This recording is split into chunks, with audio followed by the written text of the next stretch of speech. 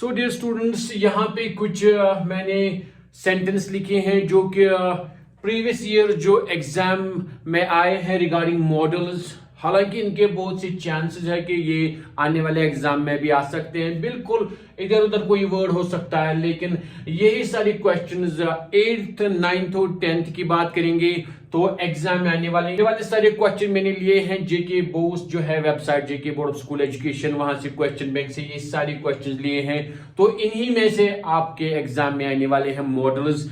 तो इन सभी क्वेश्चंस को हम कंप्लीट कर लेंगे।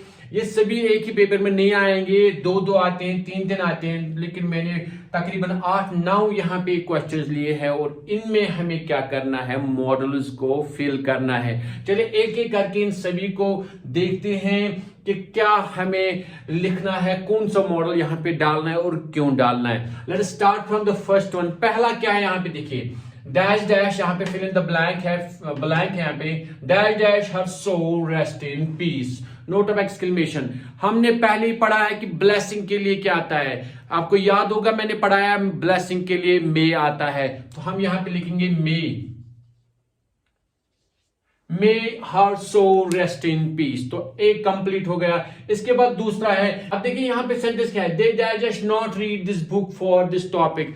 मैंने कहा था जब हम मॉडल्स पढ़ रहे थे कि प्रोहिबिट भी कहीं पे करते हैं या किसी चीज की जरूरत नहीं होती है, वहां पे क्या आता है, यहाँ पे नीड अगर जरूरत है, अगर नहीं है तो नीड नॉट। तो यहाँ पे क्या आएगा, अब उनको जरूरत नहीं है ये बुक पढ़ने की, दे need not read this book for this topic. यहां जरूरत नहीं है उसी का कहा गया है, तो नॉट यहां पे था, हमने नीड लगाया, they need not read this book for this topic. तो इसके बाद नेक्स्ट सेंटेंस क्या है, तीसरा, you dash dash go to Delhi tomorrow to attend the meeting. तो क्या हम यहाँ पे सजेस्ट करेंगे, एडवाइस देंगे किसी बंदे को जो इसको हम बोल रहे हैं, तो हम बोलेंगे यू शुड। तो यहाँ पे कौन सा आएगा, यू शुड। यहाँ पे वी सजेस्ट है, नहीं आपको जाना चाहिए, you should go to Delhi tomorrow to attend the meeting, क्योंकि उससे फिर आपको नुकसान हो जाएगा अगर आप नहीं जाओगे। So you should go to Delhi tomorrow to attend the meeting. इसके बाद चौथा जो सेंटेंस है, इफ यू स्टेड हियर, अगर आप यहाँ पे रहोगे, देखिए कंडीशनल पार्ट है, ये कंडीशन दिखाता है, if you stayed here you dash not face the problem.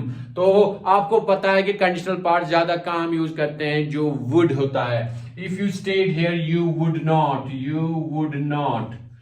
not face the problem। यहाँ पे ये would आने वाला है, यहाँ पे हमें would लगाना है।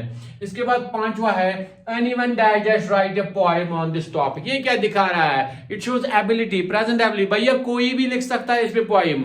What is that? anyone can, यहाँ पे can आएगा, anyone can write a poem on this topic। इसके बाद छठा जो है, 6th, John has to be at home। अब यहाँ पे देखिए इन्फिनिटिव टू आया है और हमें पहले ये ध्यान में रखना है कि इन्फिनिटिव कौन लेता है ज्यादा अपने साथ, ought, जो हमने पढ़ा ना ought, it is a desired thing, we expect, जहां पे आप एक्सपेक्ट कर रहे हो कि वो यही होना चाहिए, राइट थिंग इज दैट, तो हम लिखेंगे जॉन ऑट। हमें ऑट लिखना है टू इन्फिनिटिव, वहीं से John ought to be at home. हाँ यही ठीक है, यही हम डिजायर करते हैं कि जॉन इस वक्त घर पे होना चाहिए, John ought to be at home. इसके बाद नेक्स्ट 7th जो है, he dash pass this exam as he has worked satisfactorily hard. भैया वो जो लड़का है वो तकरीबन ही यहाँ पे दिखा है ना, वो पास तकरीबन करेगा अपना एग्जाम, इस साल वो पास होगा, क्यों, उसने मेहनत की है, वर्कड सैटिस्फैक्टरली हार्ड। हाँ बिल्कुल अच्छी मेहनत की है, तो हम कहेंगे ही मे। पूरा तो हम नहीं कह सकते, लेकिन हम कहते हैं चांसेस हैं, अच्छे खासे चांसेस हैं पास होने की, ही मे पास दिस एग्जाम। आया समझ आपको। इसके बाद 8th जो है, children dash not go to the roof at night. अब यहाँ पे नॉट आया है, बच्चे रात को नहीं जाने चाहिए, कहां पे, छत पे। हमें क्या दिखाना है, प्रोहिबिशन दिखाना है, हमें रोकना है किसी चीज से। आपको पता है वहां पे डेयर आता है, डेयर नॉट, जब प्रोहिबिट करते हैं, मना करते हैं, तो यहाँ पे आएगा children dare not, DARE, dare, children dare not to go to roof at night, it is prohibition, हमें रोकना है इस सेंटेंस में किसी को, children dare not to go to the roof at night. इसके बाद लास्ट वाला है, we dash respect our parents. तो वही जो मॉरल ओब्लिगेशन कम एडवाइस जो है, जो हम चाहते नहीं ये होना चाहिए, बार बार एग्जाम में आता है, कभी पेरेंट्स आता है, कभी टीचर्स आता है, कभी यहाँ पे एल्डर्स आता है, we dash respect our elders, we dash respect our teachers. तो इस वक्त पेरेंट्स आए तो आपको पहले ही पता यहाँ पे क्या आएगा, शुड, तो यहाँ पे शुड आएगा, we should respect our parents.